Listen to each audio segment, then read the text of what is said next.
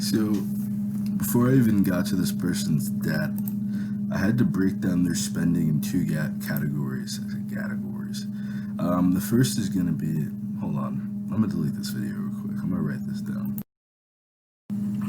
Alright, I just did a longer version of this video, but this is going to be the much shorter version.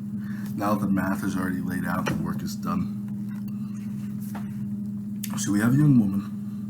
She makes about $26.80 every single month. That's her monthly income.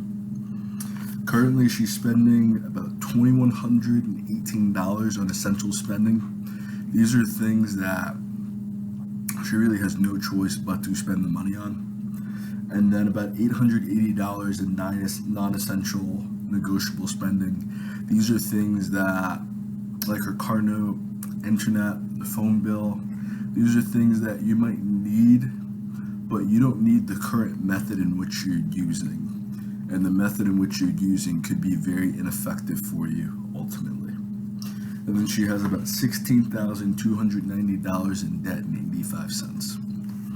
So, my whole plan here is to basically show her how she can get, because I found a lot of money that she can get. So, the first thing, and the major thing, was her car note, and then by proxy, her phone bill. So her car note is about $230 every single month. My goal for that, my answer to that, is get rid of it. Get rid of whatever the hell the car is, and the money that you're ultimately going to save that first year is going to pay for the new car. Get a new car that's like $2,000, something that runs, something that you personally own, and then you can save up money after that to get a nicer car, to buy the kind of car that you want. Because right now what you're doing is making yourself poor. You could just be spending $240 in gas every single month. You might be able to pay less money in gas with a better model of the car that you actually own. Right now you're paying an extra $230. The only way to get rid of that, get rid of the car. That's going to put $2,760 back in your pocket at the end of the year. So that's just the car. With the phone bill, you're overpaying for that too. Right now her phone bill is $150.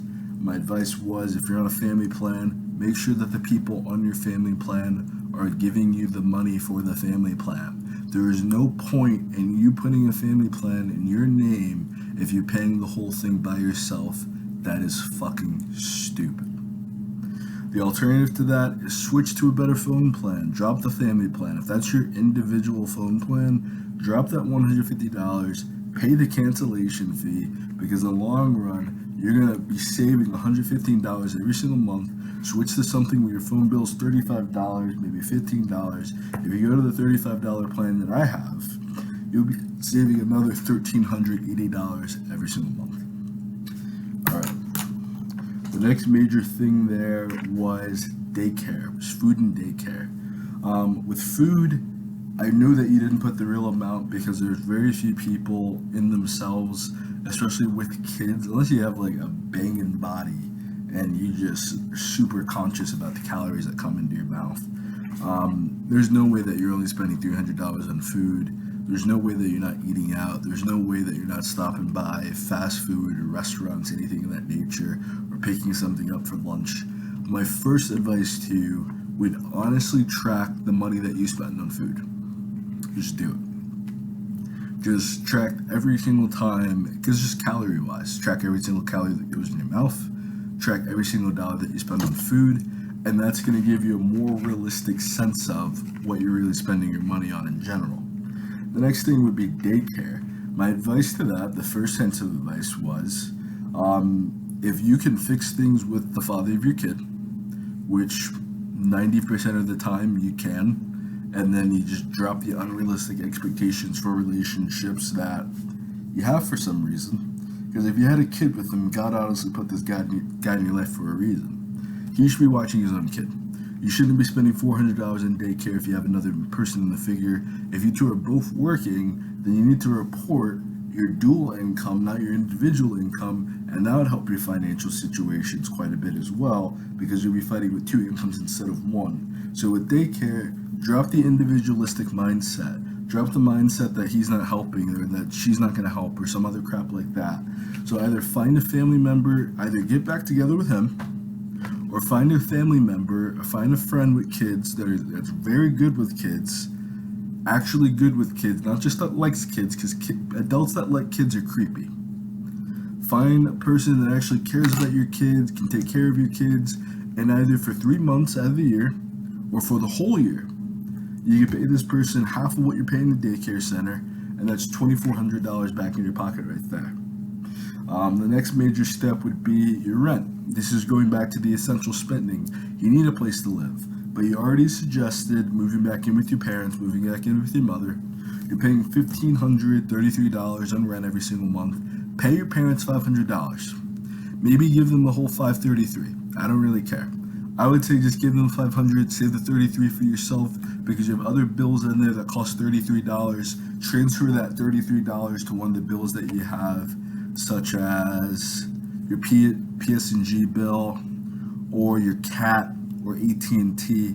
Moving back home can essentially pay for your cat and make your cat food more affordable. There you go. But in the long run, you paying your parents $500 is going to rebuild any relationship damage that you have with your parents. It's going to keep your parents out of your business. It's going to give you your own life and freedom back. But also, what's it going to give you? It's going to give you $12,396 at the end of the year. This is how you're fucking up your life.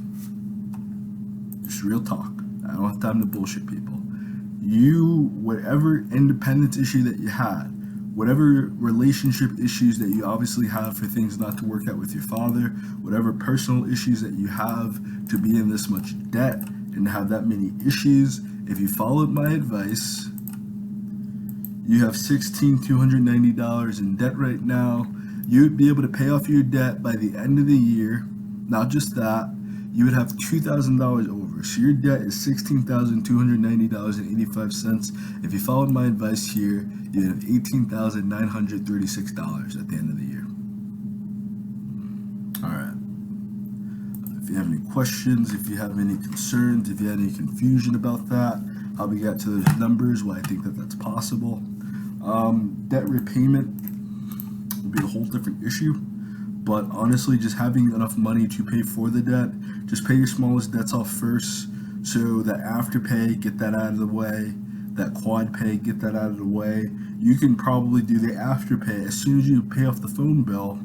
1 month from there, you're going to have enough to get rid of that afterpay. You don't have to worry about that anymore. And the second month, get rid of the quad pay. The second paycheck, get rid of quad pay. Your Discover card or Capital One.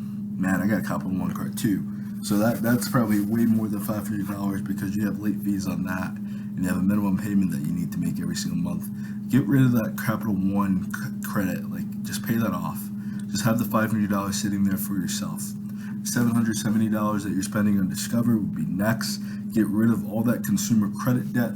If you're able to negotiate the traffic tickets, do that. But even then, whatever internal self-entitlement that you feel that you have, or whatever area that you're driving in that you're dealing with cops so much that you keep getting pulled over, you need to change your driving habits entirely. And I would say you might be better off taking the bus or taking rideshare or something like that. If you're spending $440 right now on transportation between gas and your car note, just take Uber. Take Lyft or something like that. Get a bus card and take Lyft. Take bus one way, take the rideshare back. If you're saying you got all these places that you need to be with your kid, buy a car that you own, buy your own. That's really it. There's no reason why you wouldn't be debt-free in a year. The only limitation for you being debt-free in a year is honestly just going to be your ego, yourself, and you being able to maintain happy relationships with people in your life. Thank you so much. I know it's going to help. So I don't really hope it helps. I already know it's going to help. I hope that you listen. I hope that you follow through. And I hope that you allow yourself to fix your own situation.